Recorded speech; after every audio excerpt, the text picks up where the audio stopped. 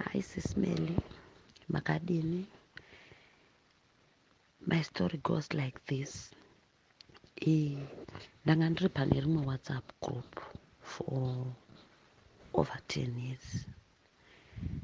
I think ndakatanga pagroup iroro kunana 2012 rainzi Viva Ladies. Rine vakadzi vakawanda vekuSouth Africa vari muZimbabwe nevamwe vari kuAustralia. Saka nokuramba tichingova pagroup riya riya vanhu vakapedzisira vazivana kuti nhingi anogara kwakati, nhingi anogara kwakati, nhingi anogara kwakati, nhingi anogara kwakati.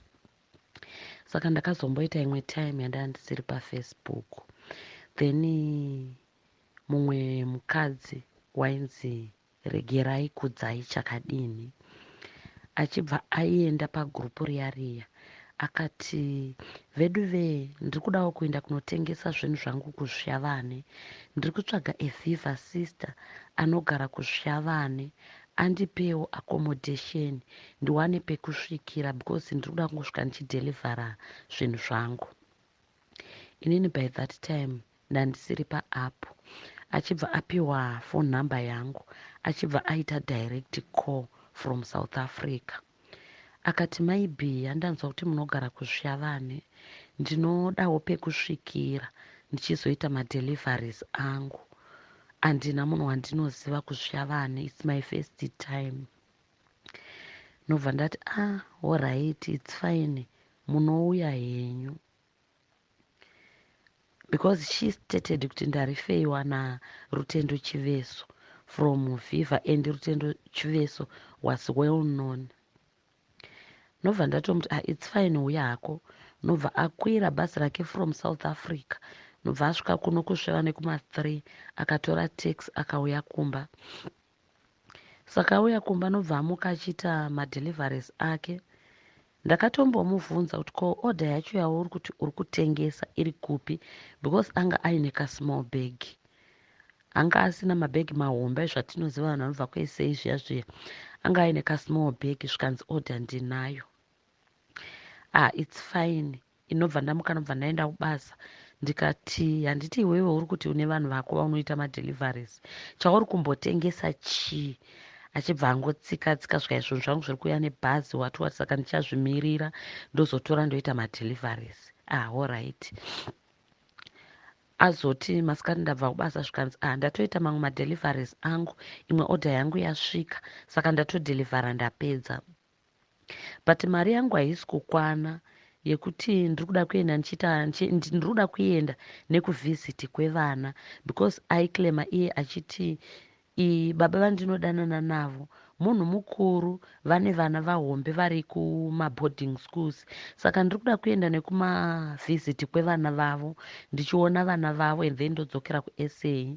Saka mari yangu iri kushota ne2000 rands. Ini ndikati inini mari yandinayo ndiri kuda kutanga business. Zvikanzi aiwa ndichingosvika kuSA ndosvika ndichidini, ndichikupai baba ava vachingotambira ndotokupai mari yenyu. Izvezvi havasati vatambira because it was mid month. Nobva ndamuhwisisa, nobva ndati but mari yangu iri kuSouth Africa kune brother yangu, because inini ndandichiitira brother yangu mapayments kunoku, anga achiita mapayments estand. Saka ndaimuisira mari kunoku iye wozonditumira mari. Zvikanzi it's fine, ndongonosvika ndichipiwa kuSA. Nobva asvika kuSA nobva apiwa 2000 rands. Zvikanzi ndinokupai mari yenyu mwedzi uchingopera neinterest pamusoro. Handambofunga kuti munhu angaita utsotsi kana kuti kudini, because paViva pacho handina kunge ndambowa utsotsi. Nokubva anopiwa mari yaya kuSA, mwedzi nobva wapera akatanga mastories akati, baba ava mazuva ano havasi kushanda, ilockdown, vari kupiwa half salary, saka ndotozokupai next month. Ndamirira next month uya wasvika, mastories hobho. And ndakabva ndazongowanawo foni inoenda pawhatsapp, nobva ndadzokera pawhatsapp. Nobva ndabvunza vanhu vai pawhatsapp kuti vasikanaka, Rege akauya kunoumba kwangu achitengesa zvinhu zvake achiti arifeiwa nemwe pano, and they confirmed kuti sure tisitakamurifeya. Ndikati but akazondikwereta mari yangu haichabudi, it's almost 2 months, mari yangu hapana ava mastories.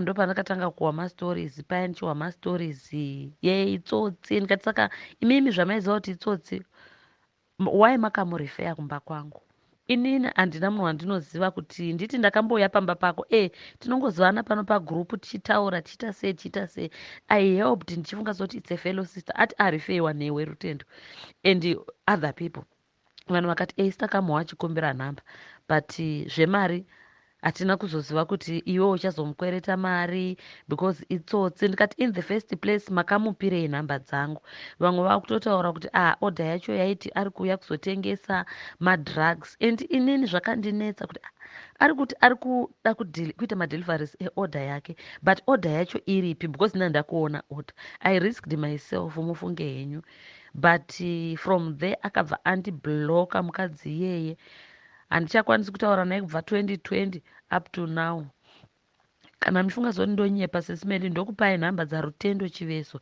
mokonfema narutendo chiveso and all the ladies vanga vari kusa vava kuna nauk right now I've got their contact numbers mokonfema ndokumbirawo henyu mungondiyanikirawo pamwe kuda mwoyo wangu ungapora munoziva nhamo iri kuno kuzimbabwe kuti ndigone kureza 1000 rands handizi kuti ndee ndashanda nguva yakaita sei kuti ndigone kureza mari iyoyo but akauya akadhisaidha kugara mumba mangu achiita zvaaiita behind my back apedza kwakundijuta kwakunditsotsa ndiri kumbotraya kuregerera but ndiri kutadza sori henyu nokurebesa